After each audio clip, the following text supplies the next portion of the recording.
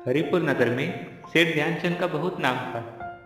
उनका कारोबार काफी फैला हुआ और समृद्ध था, जिसे उन्होंने अपने विश्वसनीय कर्मचारियों के बल पर खड़ा किया था, जो कई वर्षों से उनकी सेवा में थे।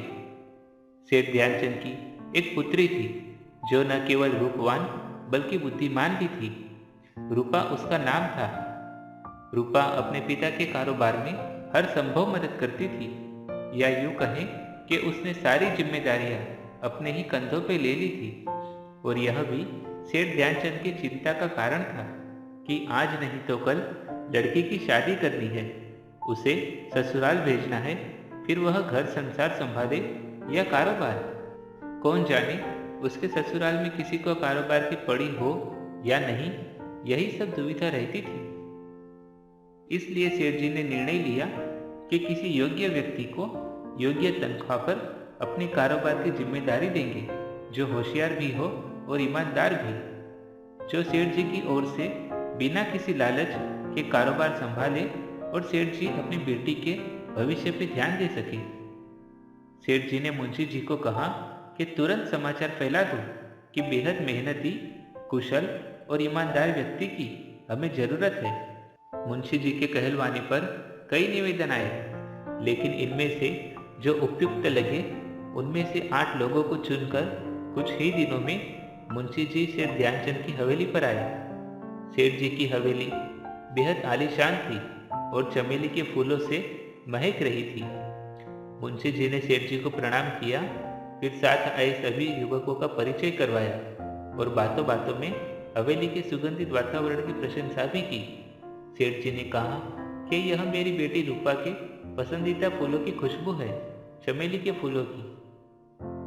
फिर सेठ जी ने बात आगे बढ़ाई और अपने कारोबार का खुद से संक्षिप्त में विवरण दिया, ताकि सारे अभिभावक अपने काम को ठीक तरह से जान लें कि उनको केवल एक ही व्यक्ति की आवश्यकता है, जो पूरा कारोबार संभाल सके। सबसे प्रश्न उत्तर भी किए, लेकिन उनकी होशियारी और ईमानदारी के लिए परीक्षा लेने का निर्णय लिया। सेठ जी जानते थे कि उनकी बेटी को इनमें से किसी ने नहीं देखा, इसलिए उन्होंने मुंशी जी से कहा कि रूपा से जाकर कहिए कि अपनी 7 सहेलियों के साथ आए और जैसा उसने अपना पसंदीदा श्रृंगार किया है, बाकी से भी कहे कि अपनी अपनी रुचि अनुसार श्रृंगार करके आए। कुछ समय बाद सारी लड़कियां आ गई। रूपा की सहेलियां भी सुंदर थी और उसी की तरह साजो श्रृंगार के साथ आई थी। सेठ जी ने कहा, आप सब में से जो भी मेरी बेटी को पहचान लेगा, वह पहली परीक्षा में पास हो जाएगा। इसके बाद एक और परीक्षा होगी और वही निर्णायक होगी। सारे लड़के आनंद फानंद में लड़कियों के सामने खड़े हो गए और बार बार अपनी जगह बदलते रहे, क्योंकि सभी लड़कियां श्रीमंत परिवार से नजर आ रही थी। रूपा बुद्धिमान थी, जो अपने पिताजी की परीक्षा समझ गई। उसे यकीन था कि सब हारेंगे, लेकिन एक युवक रूपा के सामने आकर खड़ा रह गया, जिसने एक बार भी अपनी जगह नहीं बदली।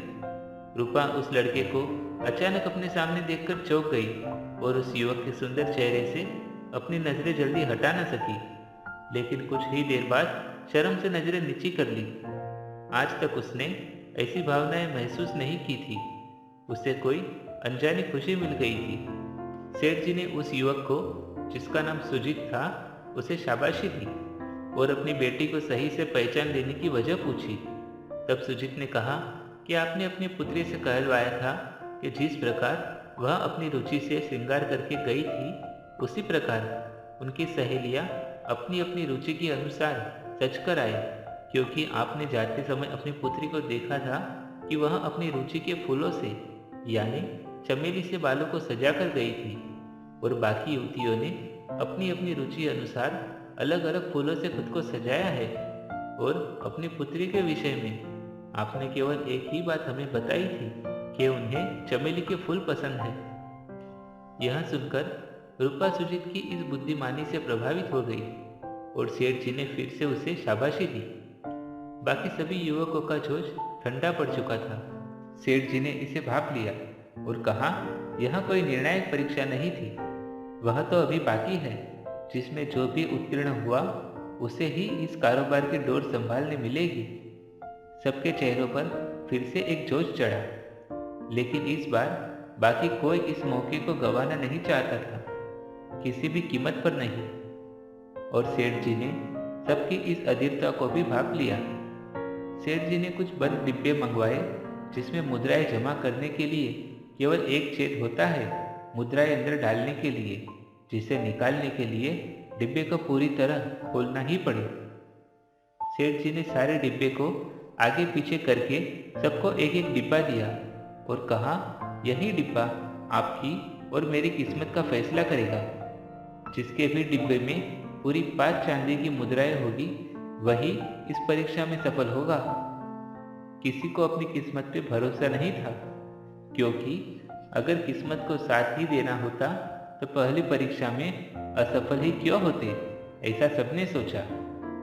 लेकिन सुजीत के दिमाग में कुछ और चल रहा था। उसने सोचा कि होशियारी की परीक्षा तो हो चुकी और किस्मत के भरोसे तो यह परीक्षा सेठ जी रखेंगे नहीं, तो देखते हैं। और उसकी नज़र रूपा पर पड़ी, जो न जाने कब से उसे चोरी चोरी देख रही थी। दोनों ने अपनी अपनी नजरें हटा ली और रूपा मन ही मन भगवान से प्रार्थना करने लगी कि इस परीक्षा में सुजीत की ही जीत हो। अब प्रश्न प्रेम और चतुराई का था, और यहाँ बाकी सारे युवक परेशानी से बेहाल हो रहे थे। सब अपने अपने डिब्बे हिलाकर देख रहे थे कि कितनी मुद्राओं की आवाज आती है, लेकिन आवाज से लग रहा था कि 2 या ज्यादा से ज्यादा 3 ही सिक्के थे अंदर। सभी परेशान थे, पर कोई अपनी परेशानी दिखा नहीं रहा था। हर कोई अपने चेहरे पर झूठी मुस्कान लाने की कोशिश कर रहा था। सबको आराम से सोचने का अवसर और एकांत दिया गया, और सबने चुपके से एक एक या 2 सिक्के उस डिब्बे के छेद से डिब्बे में डाल दिए, ताकि डिब्बे में चांदी के 5 सिक्के हो जाए। सबके बंद डिब्बों को सबके सामने ही चाबी से खोला गया, तो किसी के डिब्बे में 6 सिक्के थे, तो किसी के डिब्बे में 7, तो किसी के 8। सिर्फ सुजीत के ही डिब्बे में 5 सिक्के निकले। सब चौंक गए। तब सेठ जी ने कहा कि सभी के डिब्बों में 5-5 सिक्के ही थे, लेकिन कुछ सिक्कों को डिब्बे से चिपका दिया गया था, ताकि वो डिब्बे में उछले नहीं और उनकी आवाज ना हो।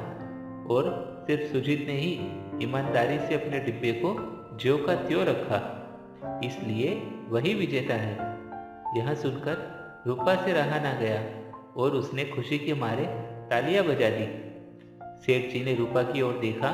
रूपा की आंखों में एक अलग खुशी और चमक थी, जो सुजीत को देखने से आ रही थी। सेठ जी रूपा को इतना खुश देखकर उसके पास गए और उसकी खुशी देखकर मुस्कुराने लगे। रूपा शर्मा गई और अपने पिता के गले लग गई। पिता ने भी प्यार से रूपा के सिर पे हाथ रखकर मंजूरी दे दी।